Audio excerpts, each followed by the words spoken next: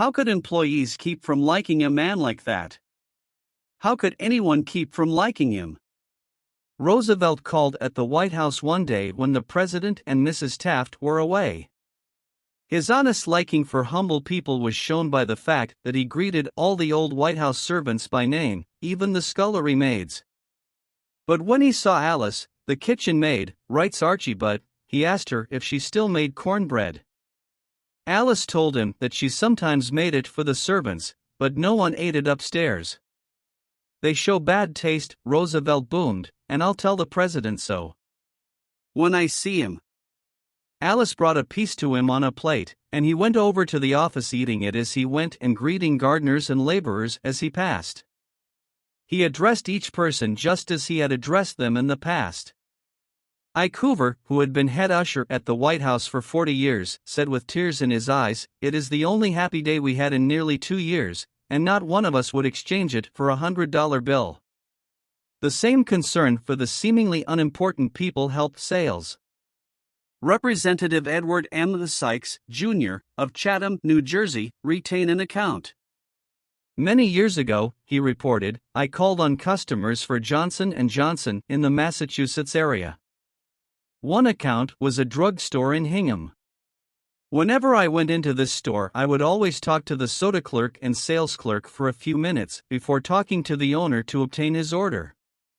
One day I went up to the owner of the store, and he told me to leave as he was not interested in buying J&J products anymore because he felt they were concentrating their activities on food and discount stores to the detriment of the small drugstore. I left with my tail between my legs and drove around the town for several hours. Finally, I decided to go back and try at least to explain our position to the owner of the store. When I returned, I walked in and as usual said hello to the soda clerk and sales clerk. When I walked up to the owner, he smiled at me and welcomed me back. He then gave me double the usual order. I looked at him with surprise and asked him what had happened since my visit only a few hours earlier. He pointed to the young man at the soda fountain and said that after I had left, the boy had come over and said that I was one of the few salespeople that called on the store. That even bothered to say hello to him and to the others in the store. He told the owner that if any salesperson deserved his business, it was I. The owner agreed and remained a loyal customer. I never forgot that to be genuinely interested in other people is a most important quality for a salesperson to possess, for any person, for that matter. I have discovered from personal experience that one can win the attention and time and cooperation of even the most sought-after people by becoming genuinely interested in them. Let me illustrate. Years ago, I conducted a course in fiction writing at the Brooklyn Institute of Arts and Sciences, and we wanted such distinguished and busy authors as Kathleen Norris, Fannie Hurst, Ida Tarbell, Albert Payson Terhune and Rupert Hughes to come to Brooklyn and give us the benefit of their experiences. So we wrote them, saying we admired their work and were deeply interested in getting their advice and learning the secrets of their success. Each of these letters was signed by about 150 students. We said we realized that these authors were busy, too busy to prepare a lecture. So we enclosed a list of questions for them to answer about themselves and their methods of work. They liked that. Who wouldn't like it? So they left their homes and traveled to Brooklyn to give us a helping hand. By using the same method, I persuaded Leslie M. Shaw, Secretary of the Treasury in Theodore Roosevelt's cabinet, George W. Wickersham, Attorney General in Taft's cabinet, William Jennings Bryan, Franklin D. Roosevelt and many other prominent men to come to talk to the students of my courses in public speaking. All of us, be we workers in a factory, clerks in an office or even a king upon his throne, all of us like people who admire us. Take the German Kaiser, for example. At the close of World War I, he was probably the most savagely and universally despised man on this earth. Even his own nation turned against him when he fled over into Holland to save his neck. The hatred against him was so intense that millions of people would have loved to tear him limb from limb or burn him at the stake. In the midst of all this forest fire of fury, one little boy wrote the Kaiser a simple, sincere letter glowing with kindliness and admiration. This little boy said that no matter what the others thought, he would always love Wilhelm as his emperor. The Kaiser was deeply touched by this letter and invited the little boy to come to see him. The boy came, so did his mother, and the Kaiser married her. That little boy didn't need to read a book on how to win friends and influence people. He knew how instinctively. If we want to make friends, let's put ourselves out to do things for other people, things that require time, energy, unselfishness, and thoughtfulness. When the Duke of Windsor was Prince of Wales, he was scheduled to tour South America, and before he started out on that tour, he spent months studying Spanish so that he could make public talks in the language of the country, and the South Americans loved him for it. For years, I made it a point to find out the birthdays of my friends. How? Although I haven't the foggiest bit of faith in astrology, I began by asking the other party whether he believed the date of one's birth has anything to do with character and disposition. I then asked him or her to tell me the month and day of birth. If he or she said November 24th, for example, I kept repeating to myself, November 24th, November 24th. The minute my friend's back was turned, I wrote down the name and birthday and later would transfer it to a birthday book. At the beginning of each year, I had these birthday dates scheduled in my calendar pad so that they came to my attention automatically.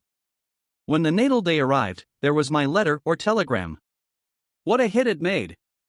I was frequently the only person on earth who remembered. If we want to make friends, let's greet people with animation and enthusiasm. When somebody calls you on the telephone, use the same psychology. Say hello in tones that bespeak how pleased you are to have the person call. Many companies train their telephone operators to greet all callers in a tone of voice that radiates interest and enthusiasm. The caller feels the company is concerned about them. Let's remember that when we answer the telephone tomorrow. Showing a genuine interest in others not only wins friends for you, but may develop in its customers a loyalty to your company.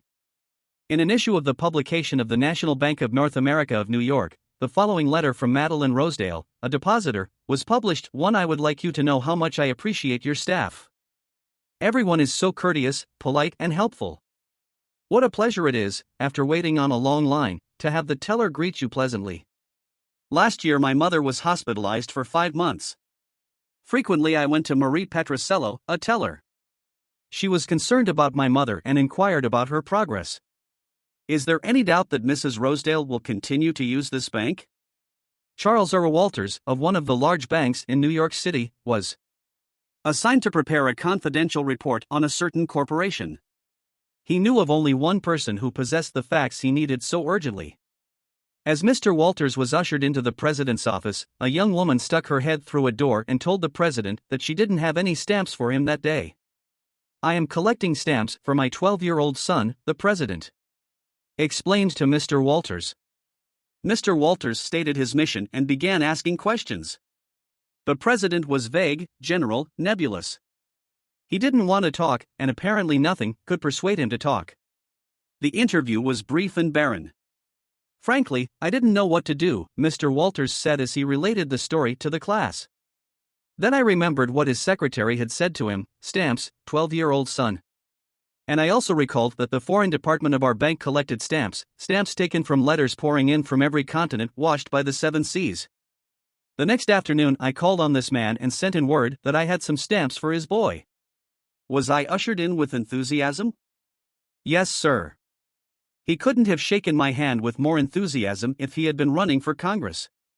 He radiated smiles and goodwill. My George will love this one, he kept saying as he fondled the stamps. And look at this. This is a treasure. We spent half an hour talking stamps and looking at a picture of his boy, and then he devoted more than an hour of his time to giving me every bit of information I wanted, without my even suggesting that he do it. He told me all he knew, and then called in his subordinates and questioned them. He telephoned some of his associates.